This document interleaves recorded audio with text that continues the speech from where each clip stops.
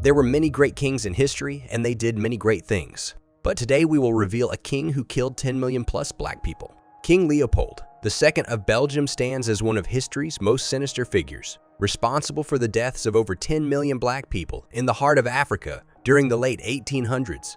His reign in the Congo serves as a horrifying testament to the depths of human cruelty and exploitation. Leopold's motivations were driven by an insatiable hunger for wealth and control. He cast his greedy eyes on the Congo, a land rich in natural resources, particularly ivory and rubber. However, his ambitions knew no bounds, and he unleashed a reign of terror that would haunt the Congolese people for generations to come. Under his rule, the indigenous population faced unimaginable horrors. They were subjected to forced labor, often working for meager or no pay, with unattainable quotas designed to ensure their continued suffering. The brutal enforcement of these quotas was carried out by the force publique, an army of European mercenaries, and the punishment for failing to meet them was nothing short of barbaric maiming or death, with the severed hands of victims serving as gruesome reminders of their failure. The consequences of this brutality were catastrophic. Disease, malnutrition, and harsh working conditions led to the death of millions of Congolese people, and epidemics like sleeping sickness claimed even more lives. The suffering seemed never-ending, and it wasn't until the international community intervened that the true horror of Leopold's reign was exposed. In 1908, undergoing international pressure, Leopold II was forced to relinquish direct control of the Congo to the Belgian government, but the legacy of his brutal reign continued to cast a dark shadow over the region. The scars left by this dark period of history still affect the Congolese people to this very day, serving as a stark reminder of the consequences of unchecked power and inhumanity. In the pursuit of unimaginable wealth, King Leopold II unleashed a reign of terror in the Congo during the late 1800s, exploiting its rich resources of ivory and rubber. But what was the staggering human cost of this pursuit? How did the Congolese people endure relentless violence, forced labor, and brutal quotas enforced by European mercenaries? Explore the depths of this harrowing chapter in history and its lasting impact. King Leopold II of Belgium's insatiable thirst for wealth and power led him to the heart of Africa, the Congo, where he relentlessly exploited its abundant natural resources, primarily ivory and rubber, during the late 1800s. This ruthless pursuit of riches drove him to commit heinous atrocities against the Congolese people. The Congo was a treasure trove of valuable commodities. Ivory harvested from the tusks of elephants was highly sought after in Europe, particularly for intricate carvings and ornate decorations. Leopold saw this as a source of immense wealth and a means to elevate Belgium's standing on the world stage. Rubber was another prized resource, integral to the burgeoning Industrial Revolution. It was used in the manufacturing of countless products, from bicycle tires to machinery belts. Recognizing the potential profits, Leopold exploited the rubber-rich Congolese forests, forcing the indigenous population into brutal labor to extract the latex. However, Leopold's quest for wealth came at a staggering human cost. The Congolese people endured unimaginable suffering and cruelty under his regime, as they were subjected to forced labor, violence, and inhumane treatment to meet the insatiable demand for these resources. Can a nation truly heal from the depths of historical trauma? How does the haunting legacy of King Leopold II's cruelty still cast its shadow on the Democratic Republic of Congo today, amid ongoing challenges of political instability, corruption, and resource exploitation? Let's explore the enduring scars of a brutal past and the quest for justice and progress in a nation's struggle for a brighter future. King Leopold II's reign in the Congo was characterized by a chilling and relentless campaign of terror that inflicted immense suffering on the Congolese people. This campaign encompassed violence, forced labor, and the enforcement of brutal quotas through the deployment of an army of European mercenaries. Violence was a pervasive tool in Leopold's oppressive regime. Indigenous communities faced brutal suppression as they were often met with gunfire, burned villages, and the loss of countless innocent lives. When confronted with resistance from various Congolese tribes, Leopold's agents resorted to violence to maintain control, leaving a trail of devastation in their wake. Forced labor became the norm in the Congo under Leopold's rule. The native population was subjected to grueling labor, often with little or no compensation.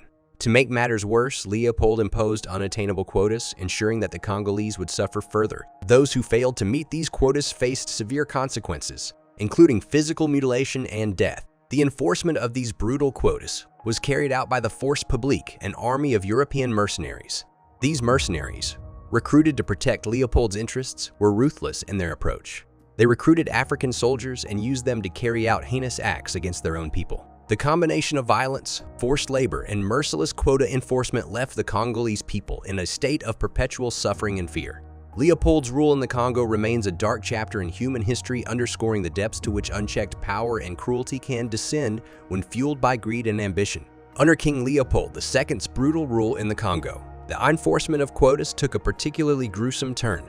Punishments for failing to meet these inhumane production targets were nothing short of barbaric, leading to widespread suffering and death among the already oppressed Congolese population. For those unfortunate enough to fall short of the assigned quotas, the consequences were horrifying. Maiming and death were the prescribed punishments, serving as cruel deterrents to anyone who might contemplate failing to meet their imposed targets. The method employed to carry out these punishments was particularly gruesome. Often, it involved cutting off the hands of Congolese workers. This gruesome practice left a chilling legacy of disfigured and disabled individuals who had lost their hands as a brutal reminder of their failure to meet the impossible quotas. The physical and psychological scars inflicted on these individuals were a haunting testament to the ruthlessness of King Leopold's regime. The terror tactics employed through these punishments further subjugated the Congolese population, forcing them into a state of constant fear and despair. Death, often a preferable option to continued suffering, was tragically a common outcome for those who faced this brutal justice. The legacy of these horrifying punishments continues to haunt the collective memory of the Congo's people, serving as a stark reminder of the extreme cruelty inflicted upon them during one of the darkest periods in their history. King Leopold II's reign in the Congo remains a chilling testament to the depths to which unchecked power and exploitation can lead, leaving an enduring legacy of pain and suffering. The international community could not remain blind to the horrors unfolding in the Congo under King Leopold II's rule. Shocking reports from missionaries, journalists, and authors like Mark Twain and Joseph Conrad, along with the courageous efforts of individuals like G.W. Williams, led to an international outcry. The evidence of violence, forced labor, and rampant abuse of human rights was undeniable. In response, investigative commissions were formed to examine the harrowing reports. Their findings were damning and prompted mounting pressure for accountability. This growing global outrage forced King Leopold II to relinquish direct control of the Congo in 1908, marking a crucial turning point in the fight against the brutal exploitation of the Congolese people. In 1908, facing international scrutiny and condemnation, King Leopold II was compelled to relinquish direct control of the Congo to the Belgian government. While this marked the formal end of his reign, the suffering and exploitation persisted. The transfer of power to the Belgian government brought hope that the atrocities would cease, but the legacy of brutality endured. Under Belgian rule, the Congolese people continued to endure forced labor, economic oppression, and racial discrimination. The exploitation of the nation's vast resources and the enduring scars of Leopold II's reign cast a long shadow over the Congo, highlighting the enduring consequences of colonialism and oppression. The legacy of King Leopold II's brutal reign in the Congo continues to cast a long and haunting shadow over the Democratic Republic of Congo. Today, despite gaining independence in 1960, the nation grapples with enduring challenges stemming from its traumatic past. Political instability remains a pressing issue in the DRC, with a history marred by political turmoil, civil wars, and conflicts. Corruption, often deeply ingrained in political institutions, has hindered efforts to establish good governance and transparency. This has further exacerbated the country's struggles, impeding its ability to address the needs of its people effectively. Resource exploitation remains a pervasive problem. The DRC is endowed with valuable minerals, including coltan used in electronic devices. However, the extraction and trade of these minerals have fueled armed conflicts, human rights abuses, and the displacement of communities. This resource curse perpetuates instability and exacerbates the suffering of the Congolese people. The scars of Leopold I's brutal reign continue to affect the DRC's political, social, and economic landscape. It serves as a stark reminder of the enduring consequences of colonialism, exploitation, and unchecked power. To move forward, the nation must grapple with its past and address these deeply rooted challenges, working towards a future where justice, good governance, and responsible resource management prevail, allowing the Congolese people to finally experience the peace and prosperity they deserve. And that's all for this video. Subscribe if you want to watch more.